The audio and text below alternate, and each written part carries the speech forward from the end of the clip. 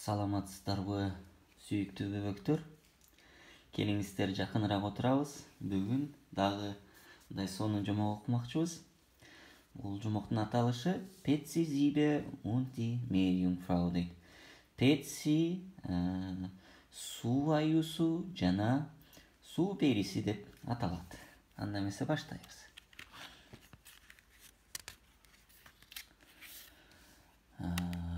Суу аюусу кичинекей балдардын баарын чогултуп алып, болгон, башынан өткөзгөн окуяларын айтып берип отурган кези. Анда эмесе дейт, жакыныраак окутуруп, мени тыңдап отургула. Анда эмесе кеттик дейт. Күндөрдүн бир күнүндө дейт, биз Петси, Пеле, Пинго жана мен Мариге отуруп алып, дагы бир укмуш бир окуядан кийин үйүбүзгө кайталы деп даярданып жаттык эле дейт. Анан эле кетели деп эле сууда калган якорду чыгаралы деп тартсак эле тартылбайт дейт. Биз тартабыз, баарыбыз чогулуп алып дейт, баардык күчүбүз менен. Бирок баары бир деле якорь чыкпайт дейт. Кудай жалгап дейт, биздин кемебиздин ичинде сууга түшүүчү жабдыктарыбыз бар эле дейт. Аны мен баягы сууда түшүп жүргөн жаныбар болгондуктан башыма кийип ылдый түшкөнү камындым дейт. Ошентип белиме узун арканды байлап Петси, Пинго жана Пелеге айттым дейт.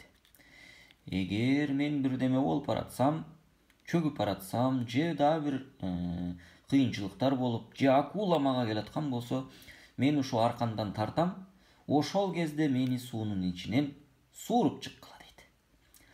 Ошентип суунун ичине секирип кеттим дейт.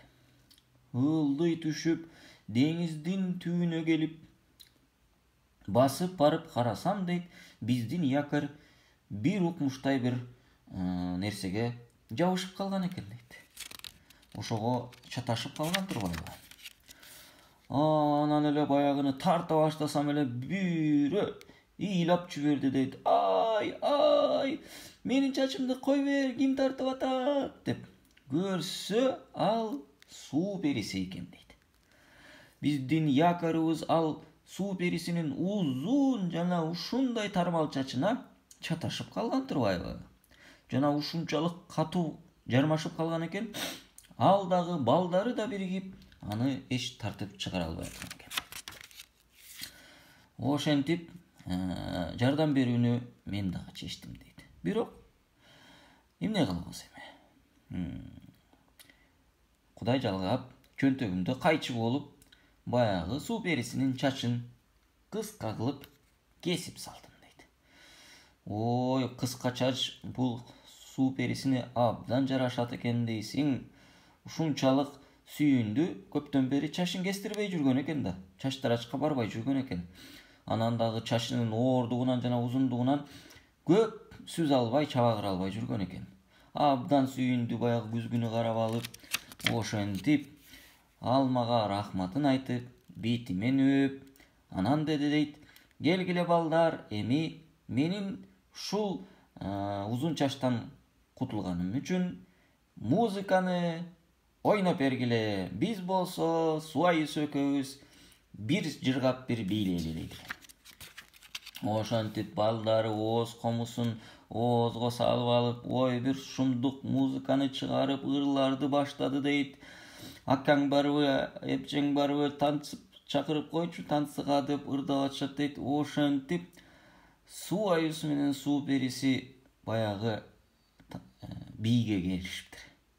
Ой, ушунчалык көпкө бийлешкен экен, баягы бийлеп атып, айланып атып, тиги белиндеги арканды такыр унутуп койгон экен да. Анан баягы белиндеги аркан тартыла бергенде, баягы достор эмне кылмакчы? Тартат да. Ой, ушундай тарткан экен, өйдө көздөй ушунчалык катуу тез кетип баратам дейт. Баягы суу периси бийибиздин аягына чейин чыкпай калганына жана тойдун аягында подарка беремес белет эмеспи белек. Ошол белекке жетпей калдым деп абдан нааразы болгон экен. Эмне кылабыз эми, бирок сүйлөшкөн боюнча ошо тартыш керек эле. Ошентип тартып жөнөштү да мени дейт. Анан Питси, Пеле жана Пинго Маринин биздин кемебиздин үстүндө туруп алып ойлогон экен да. Мени бир жерден астынан акула жеп атканбы деп ойлоп ошол тарткан экен. Эмне демек элем деп баягы чачты жана якорду кошо кармай өйдө көздөй сүзүп чыктым. Сүзүп чыгып абдан ушундай кыйналдык дейт, баягы чачы сууга толуп, суу болгонунан ушунчалык оор болгон экен. Петси сурайт дейт, ой бул эмне десе, мен айттым дейт, мен сага шашпай дагы айтып берем деп.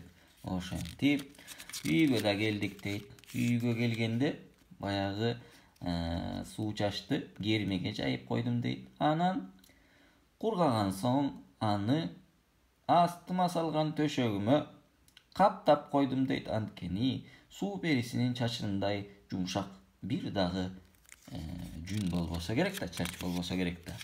Эми мына минтип ар түнү биздин бүтпөй калган бийибизди эстеп, түш көрүп, жылуу жумшак уктай берем дейт.